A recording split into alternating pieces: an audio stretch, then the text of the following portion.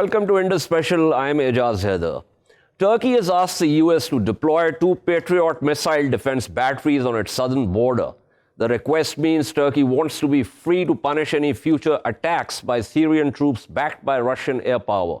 Over the last 3 weeks, more than a dozen Turkish troops have been killed at observation posts in the northwestern Syrian province of Idlib. The pro-government Syrian forces and their Russian allies seek to crush the last major pocket of opposition to President Bashar al-Assad. Turkish officials familiar with Ankara's Syrian policies say Turkey could use F-16 fighter jets to strike units loyal to Assad in Idlib if the Patriots were deployed in Hatay on Turkey's border to provide protection. The request was relayed to James Jeffrey, the U.S. envoy for Syria engagement. The U.S. hasn't responded to the request yet, but U.S. officials say this puts the U.S. in an awkward position. There's also the problem of Turkey's purchase of Russian S-400 A2AD system. Additionally, Turkey's relations with Russia seem to have a convergence of certain interests and divergence in Syria. To discuss this strange chessboard, we are joined by Ambassador Matthew Bryza from Istanbul and Mr. Serkan Birgel, who is a contributing writer for TRT World Research Center. Thank you to both guests. Let me begin with Ambassador Bryza. Ambassador Bryza, I'm just trying to get my head around this whole thing. S-400, as you know, and all the wrangling that happened post that, with the U.S. separating Turkey from the F-35 program, and now Turkey wanting U.S. troops to actually deploy Patriot missile defense systems and actually operate them. How does one square all this? Well, number one, I think it's important to keep in mind that by cooperating with Russia in Syria and acquiring S-400 missile system, Turkey does not believe it was choosing Russia over the U.S. and NATO. It believes it was expanding its options. It claims Patriot missiles were not offered by the United States. That's not entirely true. There were negotiations going on, but Turkey was never able to get the terms it wished in terms of technology transfer and price on Patriots. So I say now what's happening is Turkey needs to show Russia, with whom Turkey is very upset because of its air support for the Assad regime's attack on Idlib, wants to show Russia that, hey, we're NATO members. The U.S., the most powerful country militarily on earth, is our ally. We've got an option as well. So there's a negotiation going on with Russia. The last point is this could end up providing President Erdogan a lot of leverage in a way I don't know if he intends or not. If the U.S. were to agree to deploy the Patriot missiles now, it would essentially be saying we're going to give your F-16s air cover and protection when until now the conventional wisdom has been Russia controls northern Syrian airspace. So now the U.S. would be put in a position where it might be confronting Russian aircraft militarily, which is something the U.S. may say no to. If the U.S. says no to delivering the Patriots under these circumstances, well, that should relieve a lot of the pressure Turkey is facing from Washington about acquiring S-400s. I think that's an important and subtle point. But here's the counter-argument. Far from this giving Ankara a larger space, it kind of locks Erdogan into a commitment trap because on the one hand, he's got this S-400 purchase. There's also the Black Sea pipeline convergence. But there's increasing divergence as far as this Idlib issue is concerned in Syria. And there's a possibility, there's a worst case scenario of the Turkish Air Force and the Russian Air Force actually getting into some kind of fight over the skies. So this is something which obviously, on the drawing board, one can say that we want to have these pieces separate or hermetically sealed, but they're actually not, because there is going to be a crisscross of all these interests, convergences as well as divergences. Yeah, I think you're making more clearly the point I was trying to make a moment ago, that U.S. decision makers know exactly what you said is true.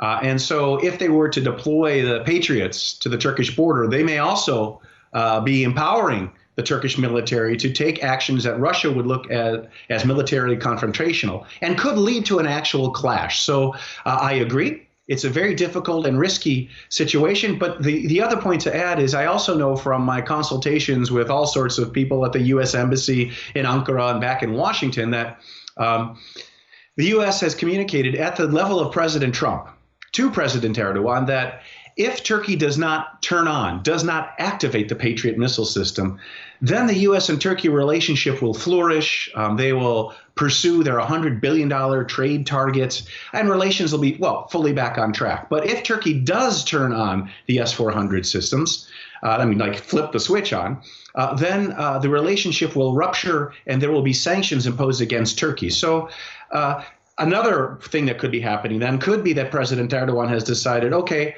I'm going to take these Patriots and maybe have an excuse with President Putin not to turn on the S-400s. So he is, in other words, President Erdogan has created a lot of optionality with this statement by his defense minister.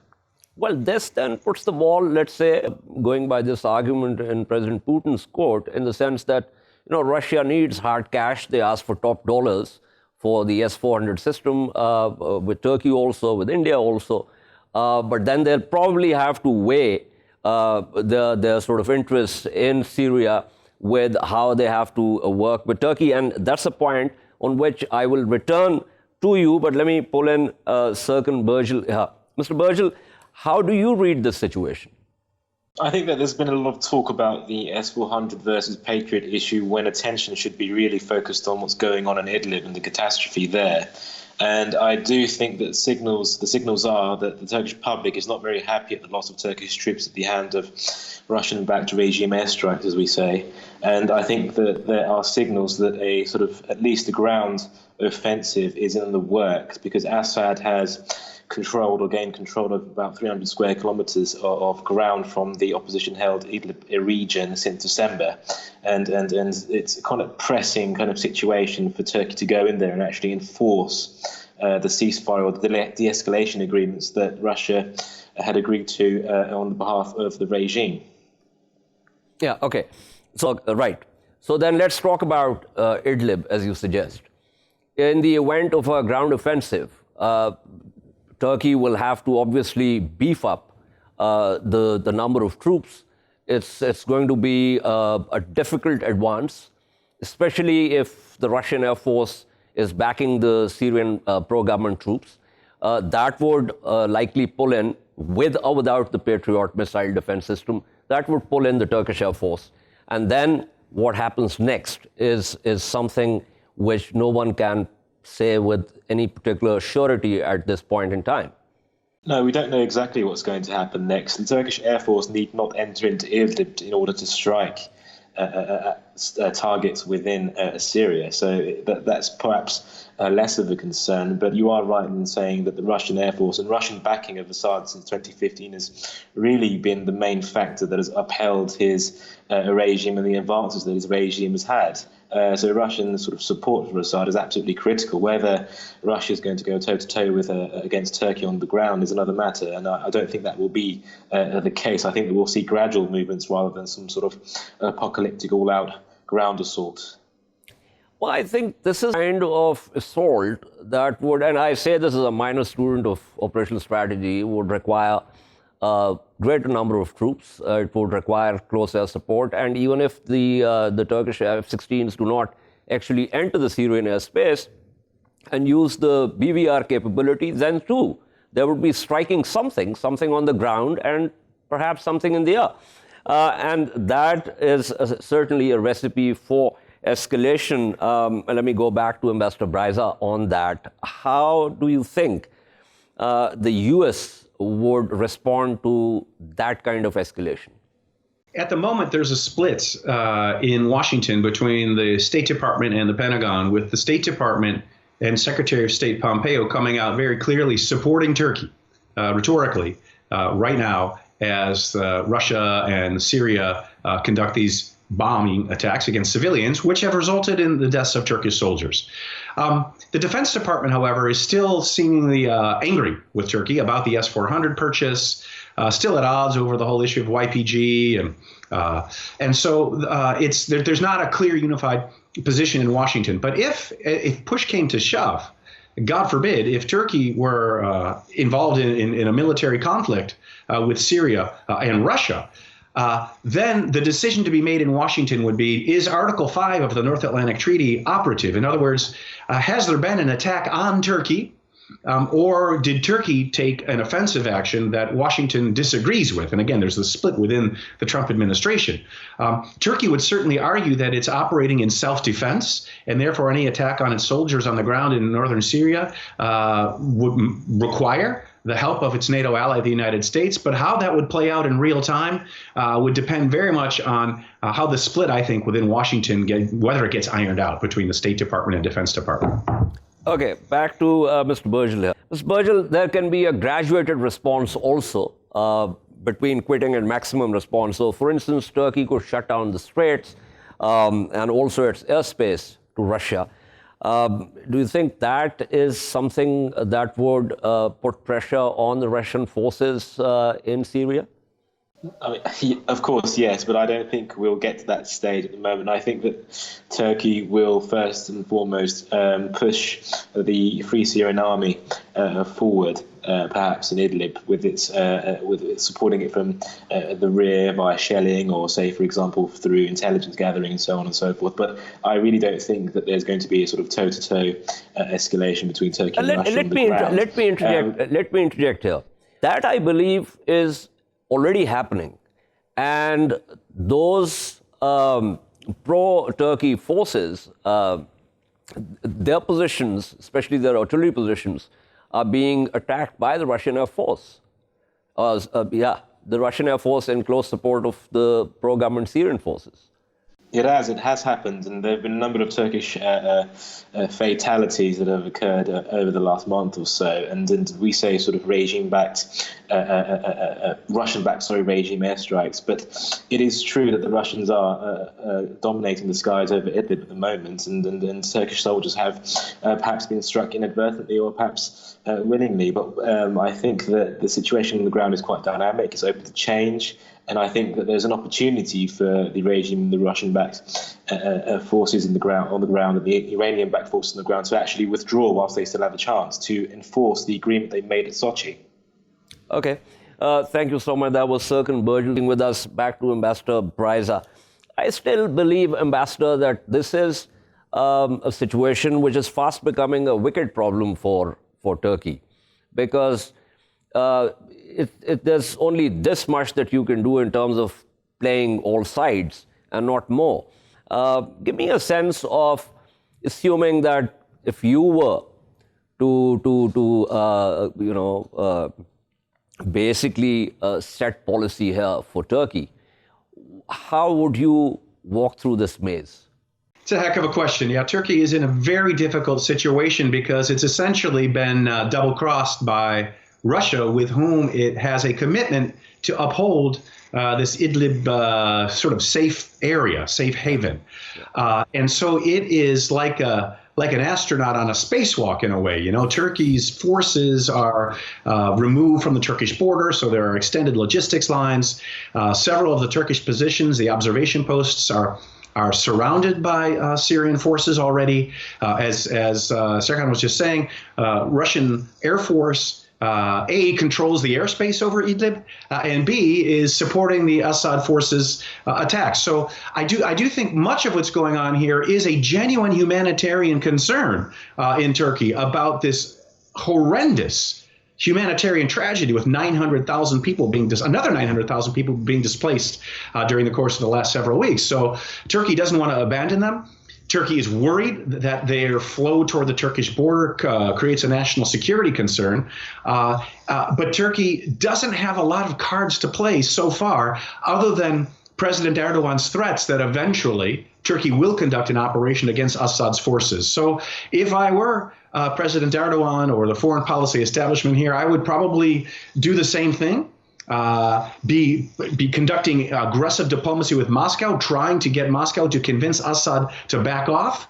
But eventually, given all that's at stake for Turkey, I think it has little choice but at least to send the Free Syrian Army forces forward with, as we were just talking about, artillery support from the Turkish military, and then with the possibility of U.S. Patriots providing at least a deterrent, in theory, to the Russian aerial control the control of the Idlib airspace. But that's a very risky way forward. The alternative is for Turkey to give up and go home, and I just don't think that that's something it's willing to do. That's not going to happen. Thank you so much. That was Matthew Bryza speaking with us. We also joined by Dr. Kamran Gasanov, the senior lecturer at People's Friendship University of Russia, joins us from Moscow. Dr. Gasanov, thank you for being on the program. We were discussing Turkey's request to the U.S. for 2 Patriot missile batteries. And we're trying to figure out how does that square with Turkey's earlier purchase of S-400, the fact that there's a convergence of interest as far as the Black Sea pipeline is concerned, but they are now increasing divergence, in fact, increasing conflict as far as Idlib is concerned. How do you read the situation?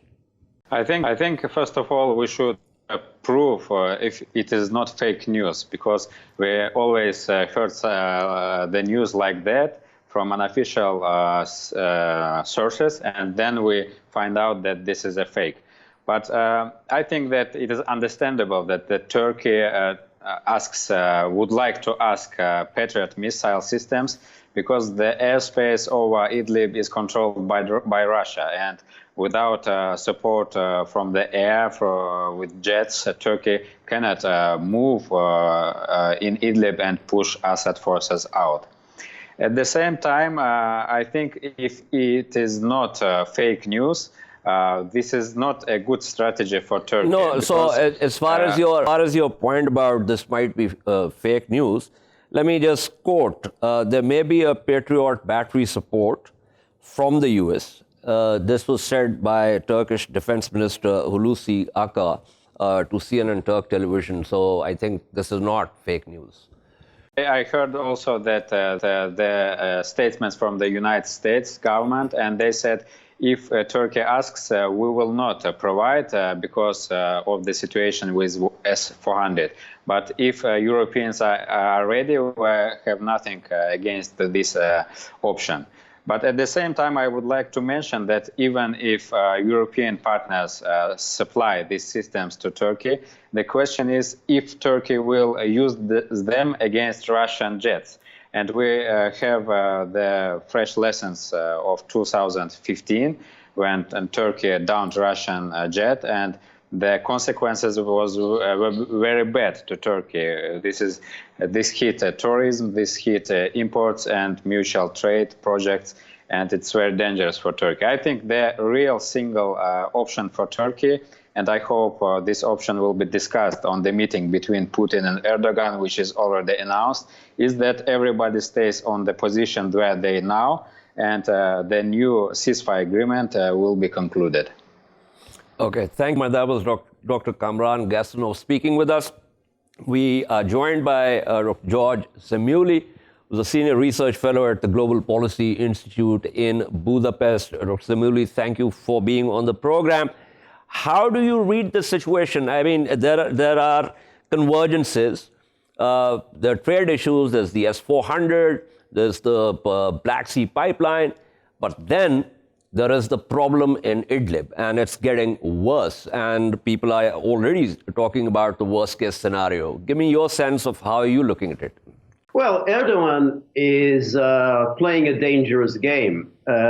He's blustering and threatening, and he's suggesting that he has the United States in his corner, and thinks that that way he can get Russia to back down and to pressure the Assad government in Damascus to end its offensive in Idlib. The problem is that Russia already has bad experiences with Erdogan. I mean, Erdogan didn't meet any of his commitments in the Sochi agreement of September 2018. So there's no reason to believe that in any new agreement between Erdogan and Putin, Erdogan is any more inclined to fulfill any new obligations that he will undertake. So the question then is, will Russia tolerate indefinitely the status quo in Idlib? That's what Erdogan wants. Erdogan wants that the Idlib just stays exactly as is. The jihadis in Idlib stay exactly as it. Turkey continues to arm them, supply them, and so on. And that's also the United States' goal. This doesn't do anything for Russia. I mean, Russia wants Syria to reassert its sovereignty over its entire territory. The war has gone on long enough. Russia invested a lot of its diplomatic reputation, its military, in order to ensure that Syria restores its sovereignty. And as long as the status quo continues in Idlib, then all bets are off. And then the United States can come back in a year or two with its regime change agenda, because that's really the goal here. The goal is to use Dr. Szamuely, here's, if I might, the counter-argument can be, since you talked about sovereignty, that essentially, what does sovereignty in Syria mean? Is the state the expression of Bashar al-Assad's person? And I think that's an important point, because the entire war, civil war, began on this particular issue. Secondly, there is a serious concern, humanitarian concern, as far as the pro-government forces push into Idlib is concerned. Now, that's something which cannot really be ignored. So these are the counter arguments. How would you respond to these? The first argument is that the legitimate legal government of Syria is the government of Bashar al-Assad. That's the government that is recognized by the United Nations, and therefore there's no way that you can argue whether you like this regime, you don't like this regime, whether he's a bad ruler or a good ruler, whatever. It's not up to us to decide. That is the legal government of Syria. And international law is, you have to accept what the legal government is. It's never been the case that the countries can say, well, I don't really like this regime, so I don't accept that as the legal government. That, according to international law, is an act of oppression. Dr. Szamuely, I take your point in the sense that, yes, Syria's seat in the United Nations is held by the representative of Bashar al-Assad. But whether the government is legitimate, going by the actions of multiple external state actors on all sides, it seems to me that de facto that is not the case. Well, de facto it is the case, because the only way in which the legitimacy of the government of Bashar al-Assad has been challenged has been through external aggression. Aggression on the part of Turkey, aggression on the part of Gulf states, aggression on the part of the United States. They have fostered an insurrection against Bashar al-Assad. And therefore, that's what has undermined what you would call the legitimacy. But the legitimacy comes from that it is the accepted government by the Syrian people. Legitimacy doesn't come with if it's accepted by the United States or it's accepted by Erdogan or fair it's enough. accepted by fair enough. Arabia. But that's not so fair enough. Let's before I wrap up, let's move on to another scenario here. So it's quite clear right now that the pro-government Syrian troops are going for a major push, that the Russian Air Force is supporting them. It's also very clear that Turkey is not going to back off, and it will support the Free Syrian Army troops with heavy artillery. And now with this whole Patriot thing and the Russian Air Force targeting the position of the Free Syrian Army, there's a possibility of Turkey also taking to the skies And even if it doesn't cross into the Syrian airspace, it could use the BVR capability and strike targets on the ground and also perhaps in the air. Now, that is a scenario, it's a surefire scenario for escalation. If that happens, then what exactly are we looking at? Well, that is a scenario for escalation. Then you would have to say that in any escalation, Turkey will lose because Turkey, as you point out, doesn't control the airspace in Syria, which means that its forces, whatever forces it does have in Syria, will be vulnerable to aerial attack from Russia, aerial attack also from Syria. Now, what does Erdogan want to do? Does he really want to get himself into a shooting war with Russia? If he gets himself into a shooting war with Russia, he will lose. Apart from anything else, it's very unclear whether Turkish armed forces are in any fighting shape. Remember, there was a coup attempt by the military in 2016. Erdogan purged the entire Turkish military. So it's hard to know whether 4 years later the Turkish military is in any competent That's an shape. important point. Thank you, Dr. George Szamuely. Sorry, this is all the time we have for this segment. We'll take a short break and return to discuss the 7-day reduction of violence deal between the US and the Taliban. Stay with us.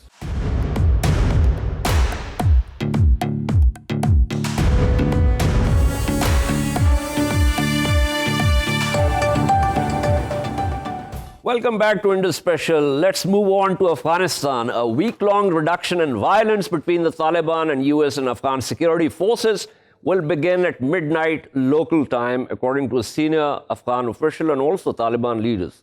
The move is a confidence-building measure ahead of a possible peace deal. If the peace deal moves forward, it could lead to a withdrawal of American forces from Afghanistan.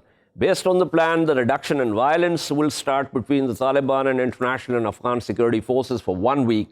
Javed Faisal, Afghanistan's National Security Council spokesman, was quoted as saying, "We hope it is extended for a longer time and opens the way for a ceasefire and intra-Afghan talks." To discuss what this means, we have with Hassan Akbar, who's an analyst and deals with political and military affairs, joins us from Islamabad. Rahimullah Yousufzai, who's the resident editor of the news and a long-time Afghanistan watcher, joins us from Peshawar. Mariam Wardak, who anchors South Asia Diary, is a former advisor to Office of the National Security Council and joins us from New York. But before that, some of the salient points of the deal that have appeared on the social media say that one Taliban attacks will reduce to under 15 from current 75 per day. Taliban won't attack cities, highways, American bases, and Afghan National Defense and Security Forces headquarters. No NSF offensive operations, no resolute support operations, but they will support Afghan National Defense and Security Forces if the latter are attacked. A joint US Forces and DSF monitoring cell will monitor the Taliban commitments, and if there are any violations, they will be reported to the Taliban's Doha office. And finally, the Afghan National Security and Defense Forces will be on first-degree readiness if attacked and respond strongly to any attack in case the Taliban breach the terms of reduction in violence agreement. Rahimullah Yousufzai, how look at this? Is this the beginning of a good deal? There have been so many, hurdles on the way, but finally it has happened, and I think from tomorrow we will see whether the commitments are met. So for 1 week there will be, some monitoring by both sides. I don't say it's only the Afghan government or the US will be monitoring Taliban. Taliban too would be monitoring the other side, and it's possible that there are violations, there are complaints, but I believe this will work out. I don't think this will break down. This will continue for 1 week, and then because all sides are now actually hoping and wishing that the peace agreement is finally signed. But I think the real test will begin after the signing of the US-Taliban peace agreement, because then the next steps would have to be taken, like the exchange of prisoners and the intra-Afghan dialogue. So I'll come to that, Rahimullah, I'll come to that, but let me go over to Mariam on this. Mariam, these 6 points that I talked about, it seems that, if there was going to be a ceasefire, and we saw there was a ceasefire earlier, a 3-day ceasefire during Eid days, why call it a reduction in violence? It's like a strange kind of term. Would you agree? I think it's an accurate terminology, and I think it's accurate for the fact that there's going to be many players that might jeopardize the process. So I think they're giving a little leeway for if those players act about it. When I was in Kabul for the 3-day ceasefire, it was quite shocking to see how everybody welcomed the process, and especially the foot soldiers, as they were really exhausted of the fighting. So I think that the foot soldiers might take this whole process very seriously, but there are certain actors within the Taliban and maybe certain actors outside the Taliban who don't want this process to go forward, because we have a lot of people who benefit from the war economy. Absolutely. Since you talked about the spoilers, let me go to Hassan Akbar here. Hassan, there was a report about the Afghan National Security at the NSA, Hamidullah Mohib, who'd gone to India. And he actually took the Indian host by surprise when he said that India should send at least a division strength of troops for stability in Afghanistan, while these talks were going on. Now, that seems to me like a real red rag to a bull, and that would be a great spoiler. How do you look at that, since we're talking about spoiler effect here? Well, I think one thing is clear, Ejaz, which is that of all the countries that have been involved deeply in the Afghanistan process over the last decade, the one country that stands out in terms of not really supporting a reconciliation process, I think that's New Delhi. India has been pretty vocal about their opposition to the Taliban. They did try in the middle by sending 2 of their very senior former diplomats to Moscow to be a part of the intra-Afghan dialogue and track 2 process that was happening in Moscow. But I think overall India's strategy has been very clear, which is that they do not want to see this deal come through. And yes, they can potentially play a spoiler role. I think one other aspect of the reduction in violence, Ejaz, has been that the Americans have asked the Taliban to demonstrate their capacity and control over the operational commanders in the field.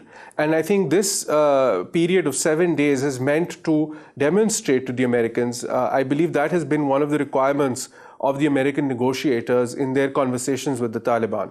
But there is also a third element, which is we know that Daesh has been present in the area. We know that there are several people within Afghanistan, including some in the current government in Kabul, who have not favored a deal with the Taliban and might look to scuttle this. So I think it's a precarious situation, but I do agree with Rahimullah Saab's overall assessment that largely all the main players in the process do want a peaceful outcome, and we hope that this 7-day reduction process is completed successfully. I was reading the Taliban statement today, and it's very instructive that they highlight the date of signing the agreement, which is 29th February, and they said that they have invited several international leaders and other prominent personalities to be part of the signing agreement and the ceremony. So I think clearly from the Taliban there is a push to ensure that the reduction in violence happens. We still have to look out for spoilers. I think the Indians will, and if they are, anything but going by India's previous history, Ejaz, I don't think they're going to involve boots on the ground in Afghanistan. I think that's pretty much clear. It would serve no purpose for India and would certainly aggravate the security situation for Pakistan in the long run. Absolutely. Rahimullah, on the issue of sea change, Siraj Haqqani's op-ed in the New York Times Sirajuddin Haqqani, or Haqqani, the surname, was toxic as far as the United States was concerned. But now we have Siraj Haqqani write for the New York Times. What does that indicate to you?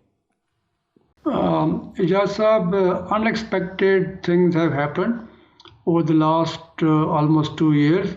There was no real hope initially that these talks between Taliban and the US will take place or they will move forward. But look what has happened. Now they are going to sign an agreement. Everybody knew, the Americans were actually more aware than others, that the Haqqani network was represented in the peace talks. In fact, one of the 5 Taliban prisoners released from Guantanamo Bay, he was in Qatar. He is part of the negotiating team.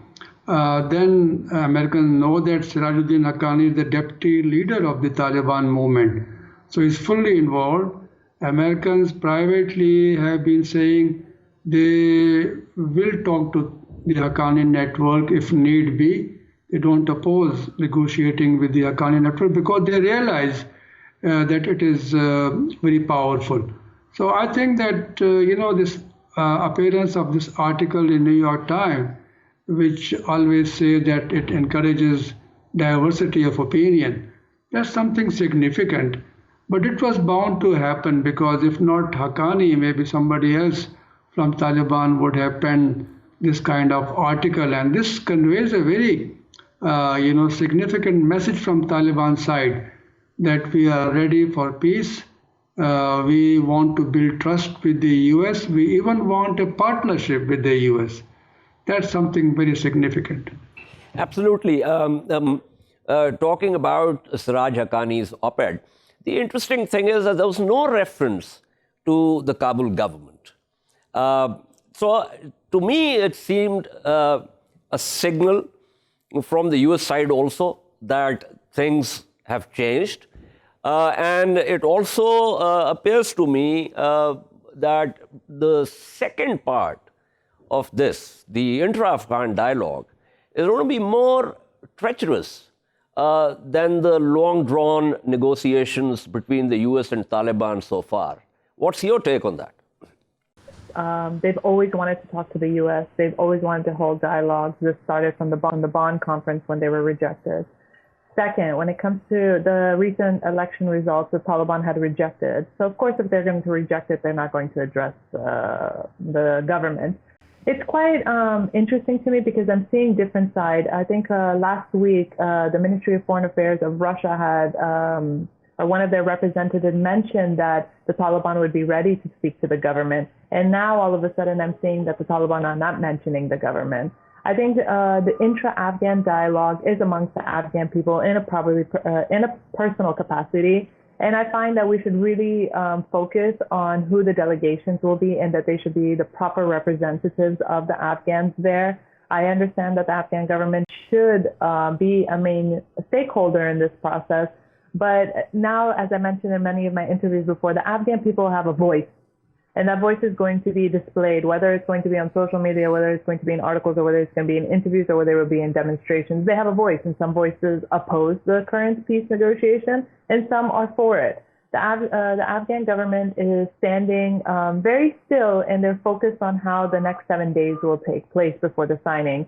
And as you've seen, Minister of Defense Assadullah Khalid has sent out many messages to the Taliban that we're going to be ready and we're going to take action if we see that you're not going to take this process seriously. So I think that the Afghan government is skeptical, and they rightfully should be so. But I think the Taliban have been very direct in their messages. I don't think that they're going to change in their words. I think they just want to speak to the Afghan people, and they're going to exclude the Afghan government per se, because the Afghan government is also not one voice. Let's be clear about that. Yeah, absolutely. As a matter of, there's a lot of uncertainty as far as the political divisiveness is concerned. But thank you so much. That was Mariam Wardak speaking with us on this issue. Hassan, again, Siraj Haqqani, the toxicity of the name kind of marred US-Pakistan relations throughout this long war. And now Siraj writes an op-ed in the New York Times. Do you think it actually vindicates Pakistan's position right from the beginning of this war when we said, look, you guys need to talk to the Taliban and pull them in? Absolutely, Ejaz. I think it vindicates our point on the Haqqani network. I think it vindicates our position on the Taliban as a political reality in Afghanistan, which is recognized today, not just by America, but almost the entire world, who've been hosting the Taliban over the last 2 years in various capitals, from Beijing to Moscow to Doha. So I think it has vindicated Pakistan's point. I think that, in our conversations with senior American diplomats, often there is still a lot of, emotional attachment with what happened in the last 2 decades. But we try and explain to them that Pakistan always had more to lose because we are neighbors to Afghanistan and we recognize the political realities of Afghanistan, which the Americans failed to realize and the Americans also failed to give a clear game plan for defeating the Taliban. And in the absence of that game plan, and with the Taliban still continuing to have a lot of popular support in rural and conservative Afghanistan, I think what's clear for us was that, Pakistan's position has been vindicated. I think Rahimullah Saab is quite spot on when he talks about the important messages that Sirajuddin Haqqani's op-ed contains. I think the tone is very selected. Towards the last part of the op-ed, he talks about Taliban's willingness to have international cooperation, have in the international community support the new and inclusive Afghan government. And they talk about their vision for even a partnership with the United States.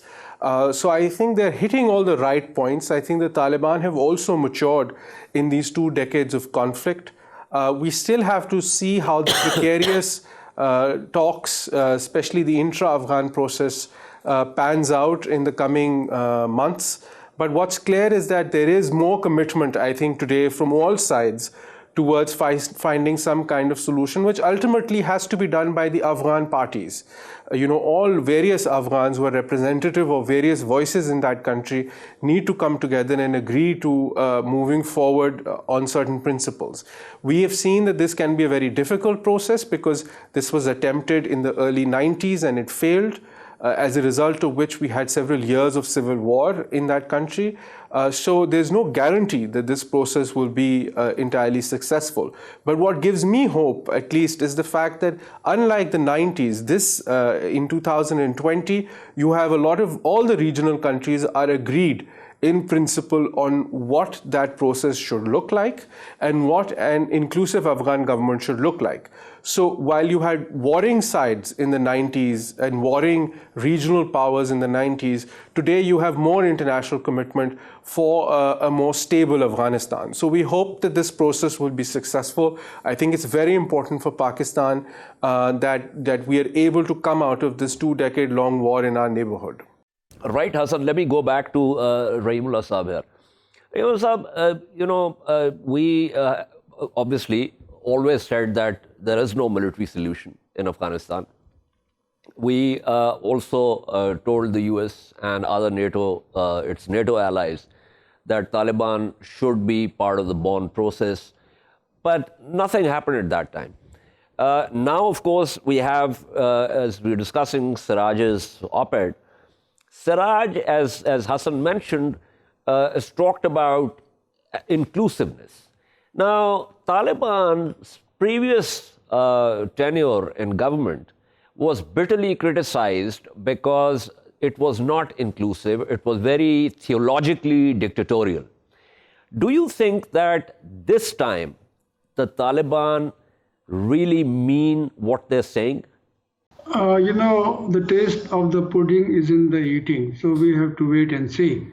But let me tell you that if Taliban were not inclusive, no previous government or the present government is inclusive as well. So there have been deep divisions, and all these parties, they have actually tried to accumulate all the power and keep out their opponents. Even the so-called national unity government of Ashraf Ghani and Abdullah, you see how it has collapsed, and it didn't really remain unified earlier also. So I think that this is the history of Afghanistan. But earlier we saw that force was being used to capture power and to stay in power. Now I think maybe there will be a new principle, and that will be that there will be a more peaceful transition. We have to see whether Taliban would want to become part of the new system, the democratic system, because they have always objected to the holding of election in presence of foreign occupying forces. So they, even now when they criticize the result of the election, they said that this election was held in the presence and under the influence of the foreign forces. So if these things are resolved, if the foreign forces withdraw and there is no big interference in Afghanistan, maybe Taliban will become part of the process, because that will be a really major step towards an inclusive Afghan democracy, and that will take time. Absolutely, that will take time. Thank you so much, Rahimullah, Yousufzai, Hassan, Akbar, for speaking with us. This is all for this week from Indus Special. We shall see you next Thursday at the same time. Meanwhile, for latest updates, you can follow us on social media at indus.news. Good night and goodbye.